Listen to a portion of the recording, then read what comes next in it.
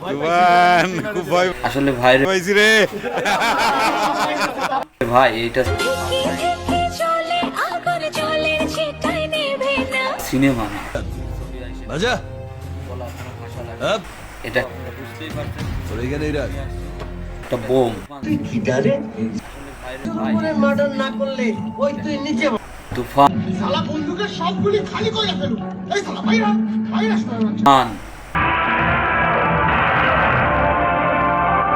ভয় পাইছি রে।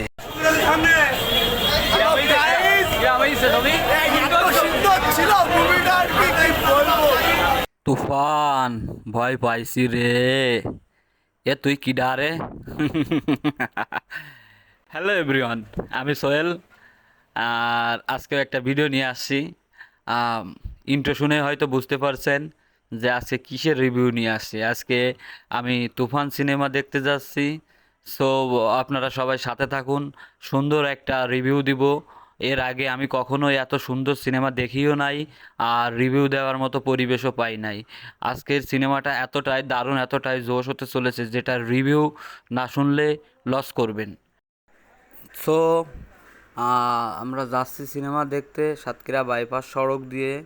আর সিনেমাটা দেখার উদ্দেশ্য আছে সাতক্ষীরা সঙ্গীতা সিনেমা হল। সাতক্ষীরায় দুইটা cinema hall, Laboni cinema hall ও সঙ্গীতা সিনেমা হল।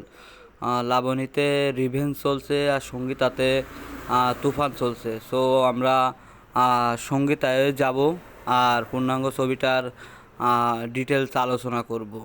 যেহেতু ছবির ক্লিপগুলো দেখানো যাবে না বা ভিডিও করাও বৈধতার ভিতরে পড়ে না, সেক্ষেত্রে কি করলাম সারা দিন আর কিভাবে টিকিট কাটলাম, কিভাবে কি করলাম, তার ভিতর দিয়েই সিনেমাটার রিভিউ দেওয়ার চেষ্টা করব।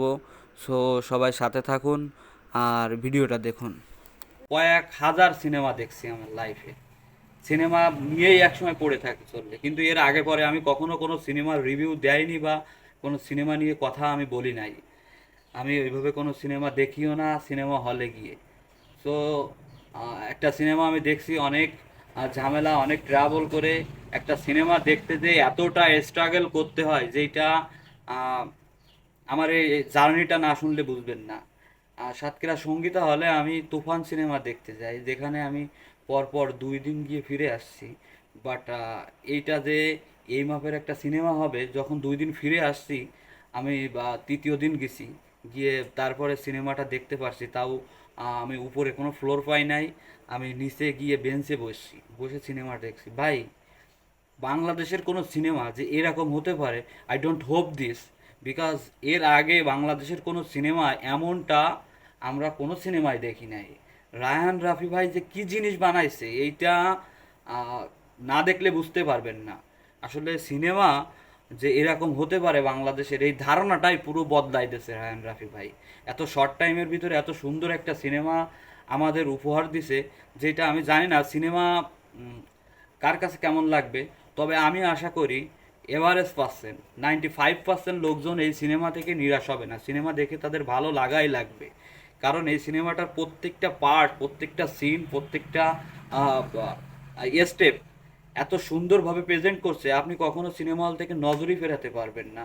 হ্যাঁ, একটা শ্রেণীর লোকজন আছে যারা গল্প করতেছে এই সিনেমাটার স্টোরি লাইন তেমন একটা আন্ডারস্ট্যান্ডিং নেই, কমিউনিকেশন তেমন ঠিক নেই, ভাষা সমস্যা আছে, তারপরে চরিত্রের দিক দিয়ে সমস্যা আছে। কিন্তু আমি মনে করি এখানে কোনো প্রবলেম নাই ভাই।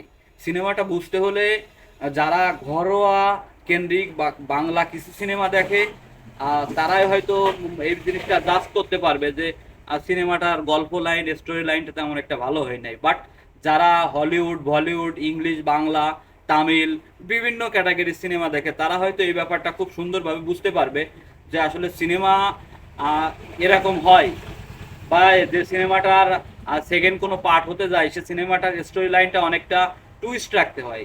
কারণ দর্শক প্রিয়তা রাখার জন্য সিনেমাটার ফার্স্ট পার্ট কিছু টুইস্ট রাখতে হয়, যেটা সেকেন্ড পার্টের জন্য খুবই ইম্পর্টেন্ট এবং গুরুত্বপূর্ণ হয়ে থাকে। কেননা আপনি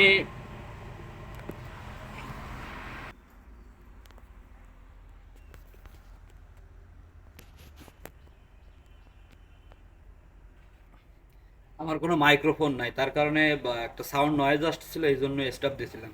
তারপরে ভাই কথায় আসি, এই সিনেমাটার colour grading, background music, choreography, cinematography, তারপরে যে চরিত্রগুলো এখানে অভিনয় করছে প্রত্যেকটা এত অসাধারণভাবে অভিনয় করছে, যাদের কাস্ট করা হয়েছে তাদের অভিনয় দেখলে আপনি মুগ্ধ হয়ে যাবেন। শাকিব খানের সাথে যে সবসময় কিছু লোকজন থাকে, তাদের গেট আপ দেখলে আপনার কখনো মনে হবে না যে আপনি কোনো দুর্বল সিনেমা দেখতেছেন। সিনেমাটা এতটাই দারুণ হয়েছে। চঞ্চল চৌধুরীর অভিনয়, আর আমি ওইভাবে সবার নাম জানি না, তারপরেও যতটুকু জানি, আমি রিভিউ দেওয়ার আগে তেমন একটা দিইও নাই, তবে আমি এতটুকু বলতে পারি এই সিনেমাটা দেখে আপনারা কেউ নিরাশ হবেন না। এখানের everything everything is a better দেন, মানে এক কথায় অসাধারণ, অসাধারণ একটা সিনেমা হয়েছে, যে সিনেমাটার কথা কোনো ভাষায় প্রকাশ করা যাবে না। আর যেটা বলছিলাম স্টোরি লাইনটা আপনারা ফার্স্ট পার্টে ওইভাবে ফিনিশিং পাবেন না। আমার যতটুকু মনে হয় রায়হান রাফি ভাই সিনেমাটার ভিতরে এমন একটা টুইস্ট রাখছে যে ফার্স্ট পার্টটা অনেক, এর আগে আমরা একটা সিনেমা দেখছিলাম না, আম, বাহুবলী বাহুবলী পার্ট ওয়ানে যেমন একটা টুইস্টটা তেমন একটা বোঝা যায় না, কিন্তু সেকেন্ড পার্ট আসলে বিষয়টা পরিপূর্ণ হয়। তবে আই হোপ দিস এর সেকেন্ড পার্ট আসলে আপনাদের যে মিসআন্ডারস্ট্যান্ডিংটা আছে, যে স্টোরি লাইনটা একটু প্রবলেম, এই সমস্যাটা ঠিক হয়ে যাবে। কারণ সিনেমাটা এতটাই গর্জিয়াস লেভেলে করছে যে 3 ঘন্টা সিনেমা দেখে মনে হয়েছে আমি 3 মিনিট সিনেমা দেখছি। এই সিনেমাটা যদি 7 ঘন্টা 8 ঘন্টা হতো, তাইলে মনে হতো যে না, সিনেমাটা খুব সুন্দর হয়েছে। সুন্দর অবশ্যই 100% হয়েছে, মানে মন সিনেমা হল থেকে মনে হবে না আপনি 1 মিনিটও কোথাও কোনো কিছু ভাবতে পারবেন।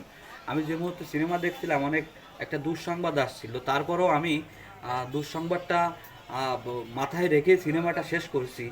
তারপরও মনে হয়নি যে মানে এই ব্যাপারটা আসলে ওইভাবে নেবেন না, দুঃসংবাদটা অতটা ইম্পর্টেন্ট। কারণ সিনেমাটা এমনভাবে স্টোরি লাইন ওখানে করা হয়েছে, এমন অভিনয় করা হয়েছে যেটা খুবই অসাধারণ লেভেলের হয়েছে। সো আপনারা যারা সিনেমা হলে এখনও যাননি, তারা ইনশাল্লাহ তুফান সিনেমাটা দেখবেন। এখানের অভিনয়, ব্যাকগ্রাউন্ড মিউজিক, কথা, ভয়েস, যাবতীয় এভরিথিং ইজ এতটাই সুন্দরভাবে করা হয়েছে, আর তারপরে সিনারিগুলো মোস্ট বিউটিফুল।